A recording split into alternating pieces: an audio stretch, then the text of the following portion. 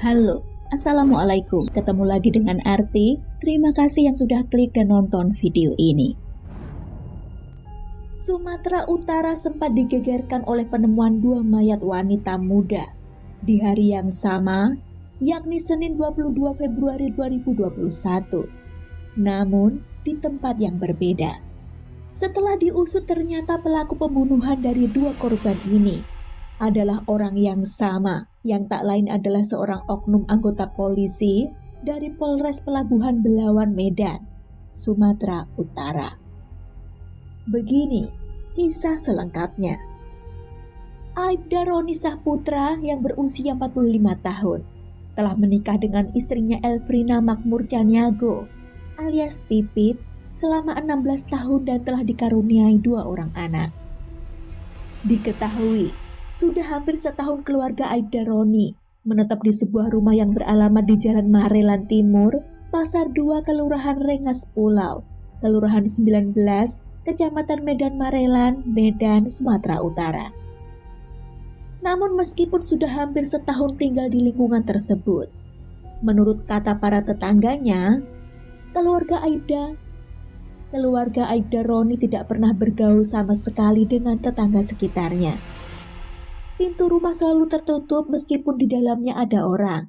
Si istri hanya keluar di saat akan membeli bahan baku pokok saja di sekitar lingkungannya. Sosok Aibda Roni sendiri pun memiliki perangai yang memang agak kasar kepada istrinya, namun ia bisa bersikap lembut kepada anak-anaknya. Diceritakan kasus bermula ketika Aibda Roni yang sehari-hari berdinas di Polres Belawan, Medan, Sumatera Utara ini mulai tertarik kepada seorang pegawai honorer di Polres Pelabuhan Belawan bernama Rizka Fitria, berusia 21 tahun yang merupakan warga lorong 6 veteran Bagan Deli, Medan Belawan. Nah, Rizka ini memang kadang membantu para tahanan untuk membeli barang kebutuhan mereka atau membawakan barang titipan pesanan milik para tahanan di rumah tahanan Polres setempat. Berawal pada Sabtu, 13 Februari 2021, sekitar pukul 16.20 waktu setempat, Rizka datang ke Polres Pelabuhan Belawan dengan ditemani tetangganya Aprilia Cinta yang berusia 13 tahun. Kedatangan Rizka sore itu bermaksud menanyakan barang titipan tahanan yang berupa handphone dan uang kepada Aibda Roni yang ketika itu kebetulan sedang tugas piket. Aibda Roni yang sudah beristri itu ternyata semakin menyukai Rizka dan sangat senang melihat kedatangan gadis berusia 21 tahun itu. Namun berhubung jam kunjungan sudah habis, saat itu Rizka tidak diizinkan mengecek barang titipan yang dimaksud. Saat itulah Aibda Roni beraksi. Ia meminta nomor ponsel Rizka dengan alasan nanti akan membantu mencari barang titipan itu dan berjanji jika nanti sudah ketemu akan segera menghubungi Rizka. Meskipun begitu, rupanya sempat terjadi cekcok antara Rizka dengan Aibda Roni ini. Karena Rizka merasa kesal, polisi itu tak mau mengizinkannya mengecek barang, padahal hanya sebentar saja. Malamnya, masih di hari yang sama, Sabtu 13 Februari 2021 sekitar pukul 19.30, Aibda Roni ini menghubungi Rizka mengajak ketemuan dengan alasan untuk membicarakan barang titipan Rizka. Namun sama Rizka ditolak. 1 minggu kemudian, tepatnya pada hari Sabtunya lagi, 20 Februari 2021 sekitar pukul 14.00 waktu setempat, Aibda Roni kembali menghubungi Rizka. Kali ini karena tak ingin ditolak, Aibda Roni berbohong dengan mengatakan jika barang titipan Rizka itu sudah diamankannya alias sudah ketemu. Muslihatnya kali ini berhasil. Rizka menyanggupi untuk bertemu dan sepakat janjian ketemu di Polres Pelabuhan Belawan. Roni datang lebih dulu menunggu di depan Polres. Pada pukul 14.40 Rizka baru datang, yang ternyata kembali ditemani oleh Aprilia Cinta, tetangganya. Posisi Aibda Roni yang ketika itu berada di dalam mobil Xenia-nya, lalu melambaikan tangan pada Rizka menyuruh kedua gadis itu masuk ke dalam mobilnya. Rizka yang sempat curiga bertanya pada Aibda Roni, "Mau kemana, Pak?" Yang lalu dijawab oleh Roni, "Mau mengambil barang dan ambil uang di ATM." katanya kepada Rizka. Awal Awalnya Rizka dan Aprilia masuk dan duduk di kursi bagian tengah di belakang kemudi. Namun di tengah perjalanan, Roni meminta Rizka agar pindah ke depan dengan alasan agar mudah membicarakan masalah barang titipan tahanan yang dititipkan oleh Rizka. Tanpa merasa curiga, Rizka menurutinya. Roni lalu mengarahkan mobil ke arah Jalan Haji Anif, Kecamatan Percut Seituan, Kabupaten Deli Serdang. Di dalam mobil itu Roni mengatakan pada Rizka, "Masalah uangmu dan handphone nantilah kita ambil ya." Yang kemudian dijawab oleh Rizka yang mulai merasa kesal. "Jangan gitulah Pak." "Ya udah, sabar dulu lah," kata pria berusia 45 tahun itu. Roni yang ternyata sudah sangat bernafsu dan sangat tertarik kepada tubuh Rizka, lalu menarik tangan sebelah kiri Rizka. Karena kaget, Rizka lalu menolaknya sambil mengatakan, "Apa-apaan ini Pak?" "Diam aja kau, biar aku urus nanti perkaramu." Dan Rizka menjawab sambil membentak, "Ya udah nggak usah diurus." Namun bukannya berhenti, oknum polisi itu malah kembali memaksa Rizka, malah memeluk sambil meremas buah dada Rizka. Rizka yang tak terima kembali melakukan penolakan. Saat itulah Aprilia Cinta yang duduk di kursi bagian tengah berusaha berteriak dan melawan. Ketika itulah Roni memukul pundak remaja berusia 13 tahun itu hingga membuat kepalanya terbentur kursi. Rizka yang melihat itu pun ikut melawan, yang kemudian kepalanya malah dipukul oleh Aibda Roni menggunakan borgol yang dibawanya. Roni yang sudah hilang akal kemudian menyatukan tangan kiri Rizka dengan tangan kanan Aprilia. Diborgolnya menjadi satu dengan mulut dilakban. Aibda Roni selanjutnya membawa kedua gadis itu ke Hotel Alam Indah yang berada di Jalan Jamin Ginting, Kelurahan Simpang Selayang, Kecamatan Medan Tutungan, lalu memesan kamar dengan tarif Rp80.000 per jamnya. Kemudian tanpa sepengetahuan room boy, Roni berhasil memasukkan kedua gadis malang itu ke dalam kamar. Di dalam kamar itulah nafsu Roni terhadap tubuh Rizka tak bisa dibendung lagi. Dengan beringas, polisi berusia 45 tahun itu berusaha merudah paksa Rizka. Namun Roni seketika murka dan kecewa karena ternyata Rizka sedang datang bulan. Dengan marah, Roni memakaikan kembali celana Rizka, namun target berubah. Lantaran nafsu sudah diubun-ubun, Roni lalu melampiaskannya pada Aprilia Cinta, si gadis belia yang masih berusia 13 tahun itu. Puas melampiaskan hasratnya, Aibda Roni kemudian membawa Rizka dan Aprilia ke rumahnya dengan tangan masih terborgol dan mulut terlakban. Tapi sebelum sampai di rumah, Roni ini sudah menghubungi istrinya, Elfrina Makmur Caniago alias Pipit, mengatakan pada istrinya itu agar membukakan pintu pagar karena dirinya sebentar lagi akan sampai ke rumah. Sesampainya di rumah, Roni memasukkan Rizka dan Aprilia ke dalam kamar belakang dan menguncinya. Pipit sang istri yang keheranan melihat itu, bertanya pada suaminya itu kenapa kedua gadis itu dimasukkan kamar. Tapi bukannya menjawab, Roni justru mengancam akan membunuh istrinya itu jika banyak bertanya.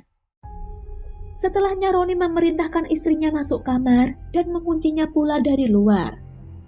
Aibda Roni kembali menuju ke Polres Pelabuhan Belawan lagi untuk melaksanakan tugas piket. Setelah selesai piket, Aibda Roni kembali ke rumahnya pada Minggu pagi, 21 Februari 2021, sekitar pukul 7 waktu setempat. Ketika mengecek, dia melihat kedua korban dalam keadaan lemas. Roni yang panik sempat membuka lakban dan memberikan mereka minum. Tapi ia semakin bingung saat melihat kondisi keduanya, yakni Rizka dan Aprilia, malah semakin lemas. Takut perbuatannya diketahui orang lain, maka saat itu timbullah niat untuk menghabisi kedua gadis malang itu. Sekitar pukul 9 pagi hari itu, Minggu 21 Februari 2021, akhirnya Aibda Roni Sahputra melakukan niatnya. Rizka Fitrialah yang dieksekusi lebih dulu. Dengan menggunakan sebuah bantal, Roni menduduki bagian perut Rizka, kemudian membekapnya dengan bantal sekuat tenaga hingga benar-benar tewas. Dan hal yang sama pun dilakukannya pada Aprilia Cinta. Usai berhasil menghilangkan kedua nyawa korban, Roni lalu membuka kamar di mana istrinya juga dikunciin dari luar olehnya. Kepada sang istri, Roni mengatakan agar istrinya itu segera naik mobil dengan alasan mengajaknya jalan-jalan. Ketika masuk mobil, Pipit istri Aibda Roni justru dikejutkan dengan adanya dua tubuh korban berada di kursi belakang yang tampaknya sudah tak bergerak lagi. Pipit yang penasaran bertanya pada suaminya itu apa yang terjadi pada mereka. Namun lagi-lagi ancaman pembunuhanlah yang malah diterima oleh Pipit. Merasa ketakutan, istrinya pun itu lalu terdiam, tak lagi bertanya pada Roni. Mobil Xenia itu dibawa Roni berkeliling hingga sekitar pukul 8 malam. Hingga kemudian mobil sampailah di jalan lintas Sumatera yang berada di Kecamatan Perbaungan, Serdang Bedagai.